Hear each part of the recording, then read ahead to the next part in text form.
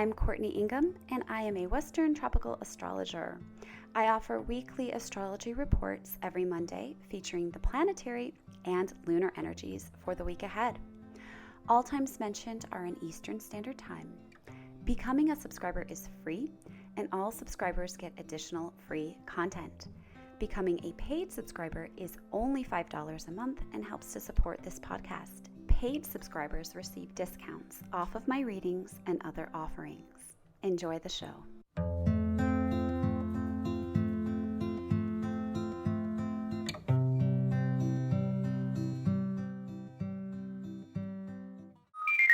Hello, Astro friends. This is your forecast for August the 28th through September 3rd. And yes, we are blowing through August. Yet another month has just quickly gone by. It has flown by. I feel like 2023 has just really been at an accelerated pace. Truly, we have most of this year under our belt at this point as we are entering that portion of the year that has, as per the trend for recent years, become retrograde season. I did a reel on Instagram recently where I discuss this a bit at real_Courtney Ingham on Instagram. You can find me. And because I'm doing a lot of content there nowadays, surprise, surprise. So I want to speak a little bit to this theme around retrograde that we're experiencing as we recently had Mercury go into retrograde, and we are going to be having Uranus enter retrograde today, Monday, the 28th. And there is quite a lot of talk around the ominousness, I guess, maybe, of retrograding planets. And I speak to this in my reel, and I'll talk about this in a little bit of a different way here because I feel like this can be an ongoing conversation, ongoing perspective of astrology. So in astrology, we do tend to pin things as good or bad. And there's terms like malefic planet. I use that myself. It's probably not the best thing. I don't love that term. In fact, I could think of probably some better terms to start using, and maybe a good one would be like a healing planet or a helper planet. So the malefic planets would be planets like Saturn. Mars is considered a malefic planet. Pluto's considered a malefic planet because they tend to, be connected with big events and changes, discomfort. And the more we can be accepting around attributes of quote unquote malefic planets like Saturn and understand that they're helping and they're providing the pushback that causes us to grow. So in other words, if we sit in the hammock all day long every day, it's a very leisurely and comfortable life, and there's nothing wrong with that. But it's rare that we actually we choose to come here. And it's very rare that we choose to come here to be unchallenged. Earth to me is a place of growth. And in order for that to happen, there are parts of us, experiences that we have that are innately challenging. The other thing that often can happen when we start to look at astrology, quote unquote, problems, is that we start to become victims of astrology and we start to be very irresponsible with it. So it starts to, and I'm guilty of this too, absolutely, become this moment where we're like, oh my gosh, Mercury's in retrograde, this happened. And we can use it as an excuse for our behavior. A perspective that I like to reframe this with is that things don't happen to us. Things happen for us. And as someone who feels I have chosen to come here under the circumstances of my natal chart 110%, all the challenges, the squares, the oppositions, whatever, were chosen and selected and timed appropriately. I definitely feel that it is the case that it's because I have come here to grow. So in general, there is nothing inherently difficult, bad, wrong about a retrograde planet or a challenging placement. In fact, it is an opportunity for us to co-create or become co-conspirators of our world. So now that I've gone on this huge monologue, I'll move into the energies of this week by starting with the lunar energies.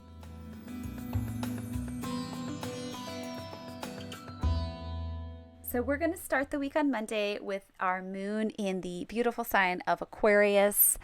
I love moon in Aquarius because of the big downloads that I get. I feel that I tend to just get a lot of great ideas. It is a very eccentric energy. So we could be, feeling into our own spunkiness and unique expression. And again, we can be very mentally stimulated and expanded. It's great for just coming up with new angles, new ideas. And we may desire freedom more as the moon is in Aquarius. Our emotions may seem a bit misunderstood. That's just because we're so darn cerebral when we have the moon in Aquarius that we can be a little out of touch with the body. Watch for that. We can have difficulty in one-on-one relationships or that kind of, intimacy, whereas it is a rather social energy in regards to groups and socializing, getting together with others. I feel the Aquarius energy is really transcendent. It can really overcome obstacles that we otherwise, may find difficult in other energy and other moons. And it is happening in a waxing moon phase because, of course, we're building towards the full moon that's happening on Wednesday. And just as a note, during the waxing moon phases, we don't have surgery. That's not recommended if you can plan to wait.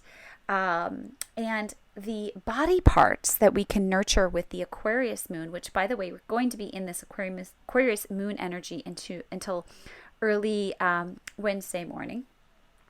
The body parts that we want to nurture are our calves, ankles, and our shins.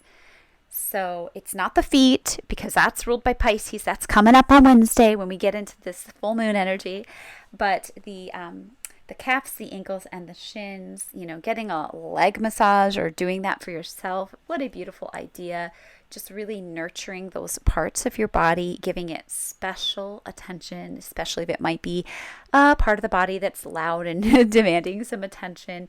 Maybe this is a good energy to spend some time and nurture yourself. The other thing I wanted to say about this week in general and the moon phases is that we have a really long moon void, of course, phase happening on Tuesday. So it is going to be a week where we want to be a bit more low key. Maybe not start any big projects because moon void, of course, means that the moon is not making aspects with other planets for almost 11 hours on Tuesday. So without this extra energy of the moon making these connections, it can likewise make it difficult for us to get a lot of things off the ground. So it wouldn't be a great time, especially Tuesday, if you can avoid it, to try to get anything, big projects, new things off the ground. Plus, we do have, in general, a lot of retrograde energy at this time anyway. So it's best to do more reflection, more kind of planning, rather than being outward and in the world. Now we will be shifting our moon energy to Pisces on Wednesday, as we will have the full moon in Pisces. And this is a really beautiful energy that I cover in a separate video. Please make sure you check that out. I am loving this Pisces energy, despite the fact that we have all these planets in retrograde, including the ruler of my sun sign, Gemini, Mercury. I am still really, really loving the flow and fluidity that I feel that is already really strong with the Pisces full moon. It feels really intuitive. I feel very much connected, really just getting a lot of hits and really big downloads. I'd love to hear how you're experiencing this as well. This is a very sensitive, very intuitive moon energy. It can be very creative. It's very dreamy. And when I imagine the Pisces moon, I always think of like your typical Waldorf child that's just very, dreamy in dreamland and very creative and likes to wear pastel colors. Just that kind of energy. It's a great time to take a ceremonial bath. Any of these full moons, new moons that are in water signs, what a fantastic ceremony to have. I believe that might be something I schedule in for myself on Wednesday.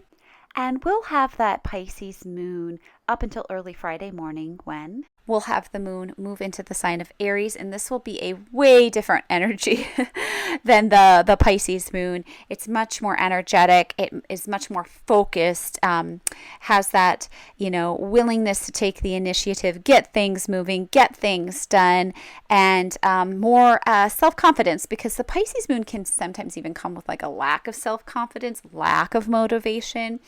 And whereas the Aries moon is very motivated, there's a bravery that I feel is really associated with this energy in Aries. There's a courage.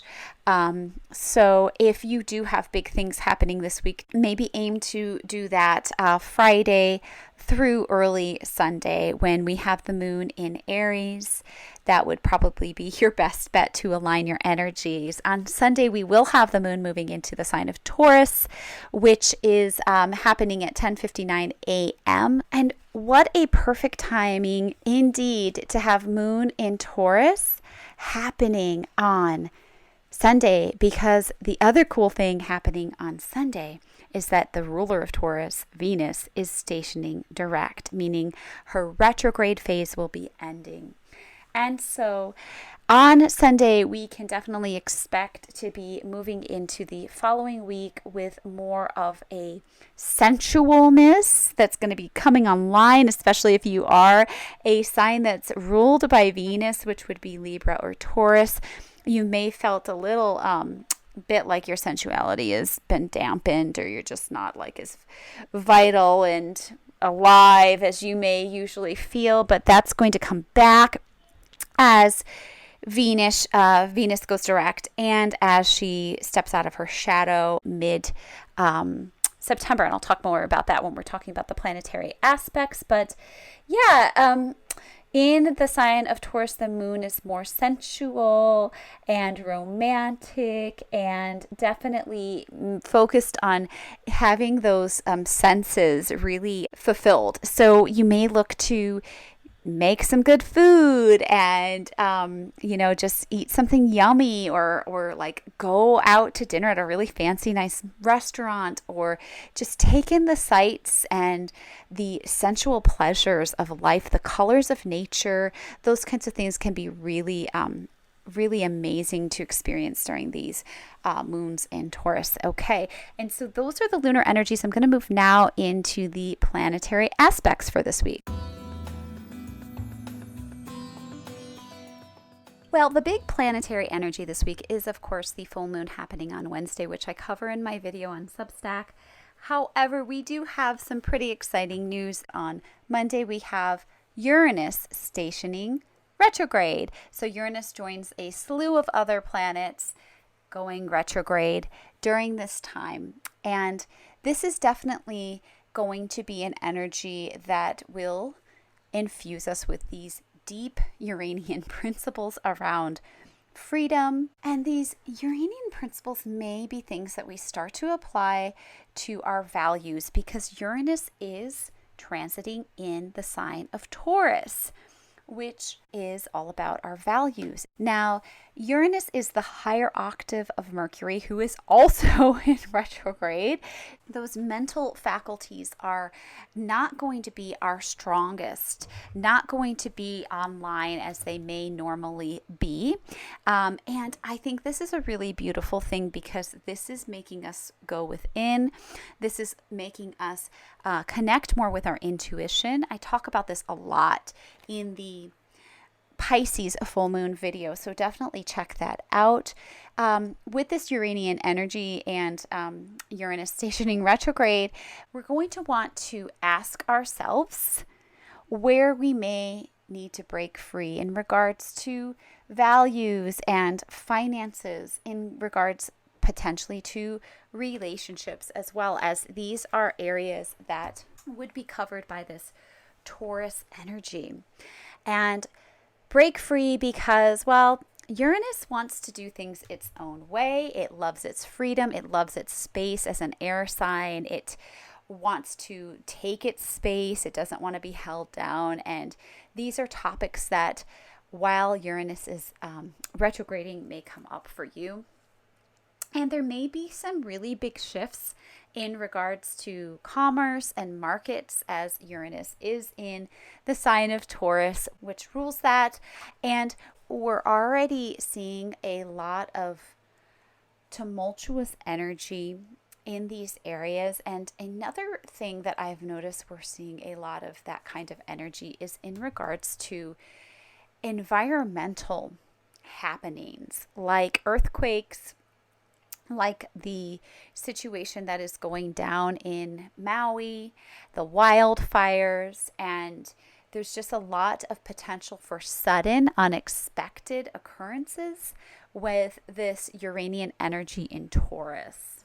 So this is an energy where we may want to free our inner weirdos because it is quite an eccentric energy.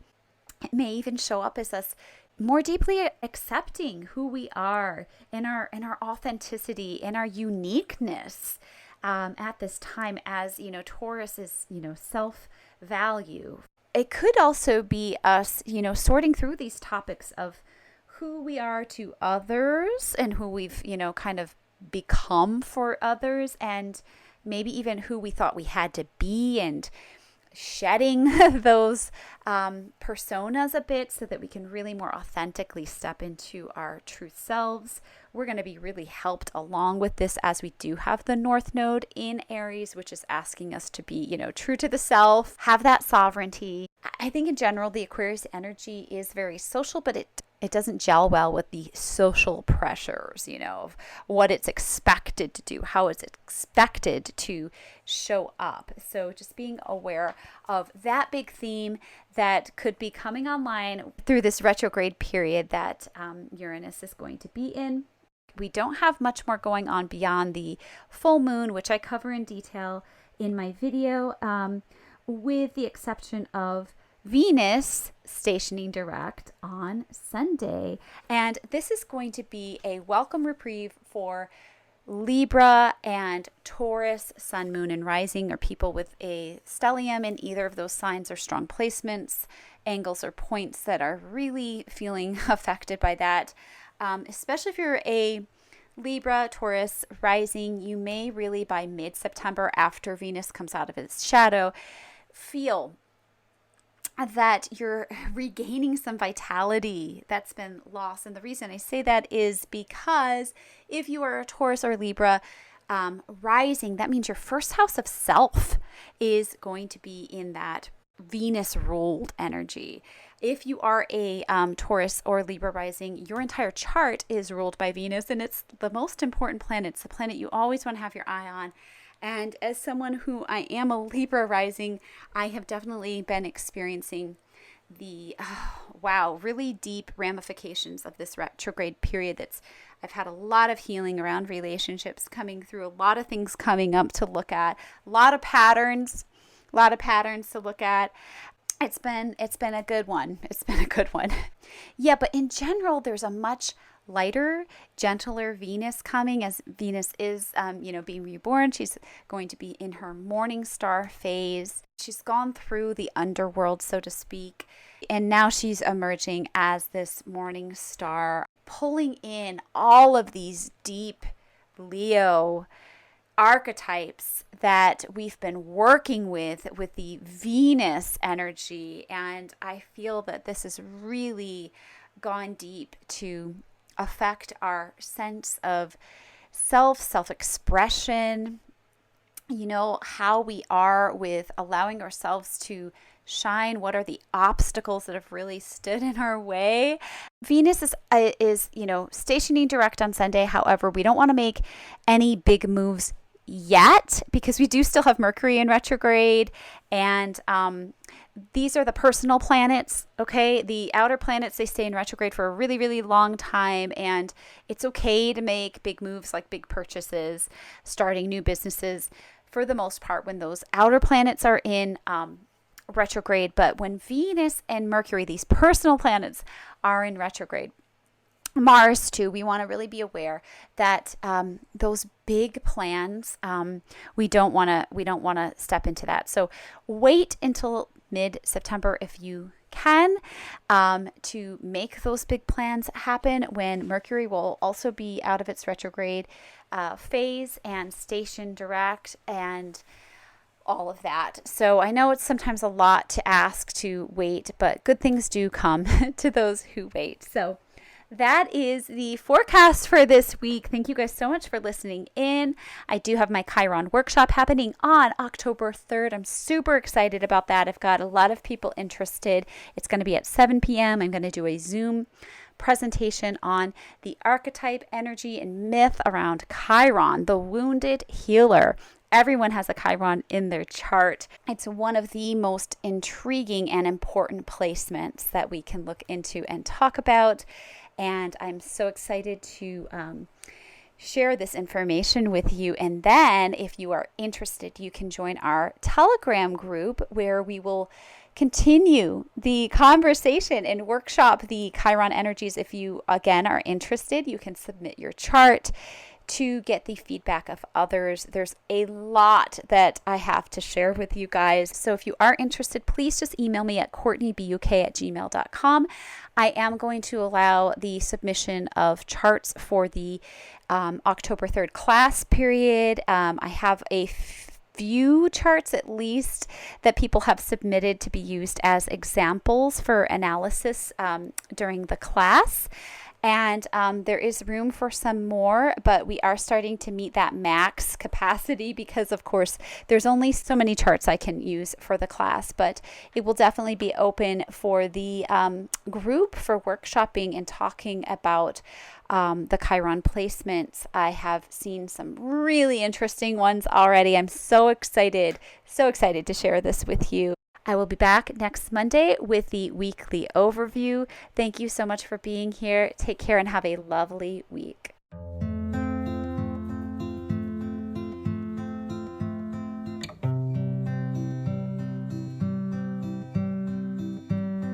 Thank you so much for joining me for this podcast. And if you have any comments you'd like to leave, I enjoy hearing from you and would love to communicate with you in the comments to hear how the energies are landing for you. And if you happen to have a friend who you think will enjoy this podcast, please do share it with them.